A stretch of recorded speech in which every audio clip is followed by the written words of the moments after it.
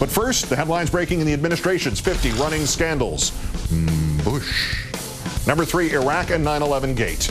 Former Gitmo detainee Murat Kurnaz repeating in an interview what he had told his attorney 3 years ago while still being held by the U.S., that when he was originally picked up and stored in Afghanistan for 2 months, interrogators hung him by his arms from the ceiling of a freezing aircraft hangar for 5 days, with doctors coming by periodically to assure his captors it was okay to keep on hanging him there.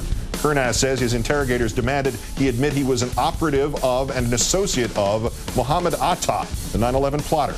The torture, sadly, is old news. The new news is Kurnaz was from Germany.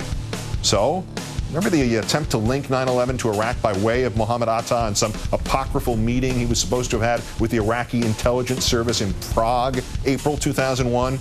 Well, get some German-born Muslim to admit he knew Atta, and you're halfway home to putting Atta at a meeting with Iraqi agents, even if it never happened.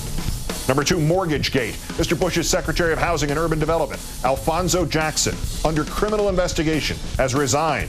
The top Bush guy on homes quits in the middle of a homes crisis. As the coroner says to Jack Nicholson in the movie Chinatown, middle of a drought and the water commissioner drowns. Only in L.A.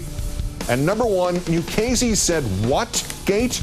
Almost ignored in the coverage of his speech to the Commonwealth Club of San Francisco pleading for telecom immunity. Attorney General Michael Mukasey also said, quote, before 9/11, that's the call that we didn't know about. We knew that there has been a call from someplace that was known to be a safe house in Afghanistan, and we knew that it came to the United States. We didn't know precisely where it went. What? The government knew about some phone call from a safe house in Afghanistan into the U.S. about 9/11? Before 9/11, and even though it had the same FISA courts and the same right to act against international targets in 2001 as it does now, you didn't do anything about it?